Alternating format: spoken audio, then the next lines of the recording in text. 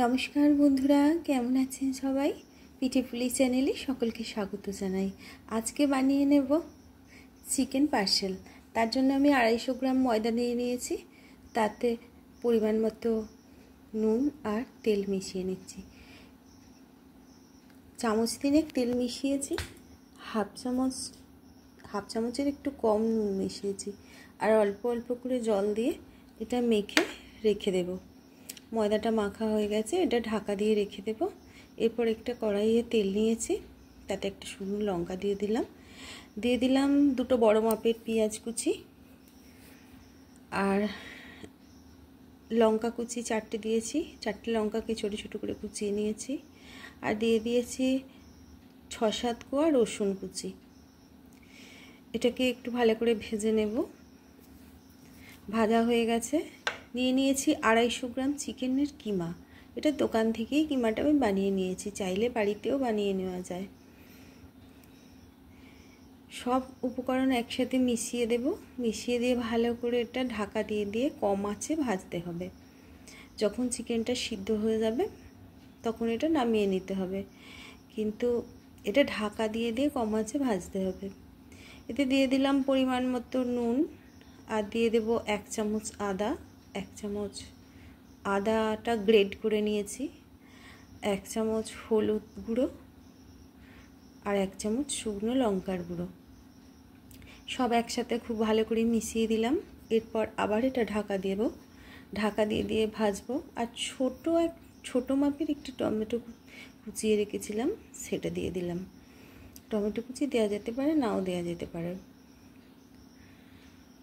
এটা বারবার নাড়তে হবে, না হলে নিচেটা বসে যাবে। এটা প্রায় হয়ে এসছে। এরপর আমি দিয়ে দিলাম চিকেন মশলা 1 চামচ, অল্প একটু গরম মশলা, আর অল্প একটু কস্তুরি মেথি। এটা রেডি হয়ে গেছে। এরপর এটাতে দিয়ে দেবো একটা চিজ গ্রেট করে। চিজ দেওয়াও যেতে পারে, স্কিপ করাও যেতে পারে। বাচ্চারা চিজ খেতে খুব ভালোবাসে, তো সেজন্য চিজটা দিয়েছি। তো এটা প্রায় রেডি হয়ে গেছে, সিদ্ধ হয়ে গেছে। 20-25 মিনিট লেগেছে এটা আমার প্রসেসটা করতে, শুধুমাত্র চিকেন কিমাটা সিদ্ধ হতে। এরপর ওটা আমি ঠান্ডা হওয়ার জন্য রেখে দিয়েছি। ময়দাটা লেচি কেটে নিয়েছি। এবার বড় রুটির আকারে এই আমার বেলনের পিঠেটা যতটা, ওই আকারে পুরোটা বেলে নেব। পুরোটা দেখুন বেলন পিঠেটা পুরো ভর্তি হয়ে গেছে। পাতলা করে, যত পাতলা হবে তত ভালো। পাতলা হলে ওটা ভাজতে সুবিধা হবে, ভাজাটা ভালো হবে। এরপর এতে ওই চিকেন কিমা যেটা ফ্রাই করা আছে ওটা দিয়ে দিলাম। চারদিকটা জল লাগিয়ে নিয়েছি। এবার এইভাবে একটা ফোল্ড করে নিচ্ছি।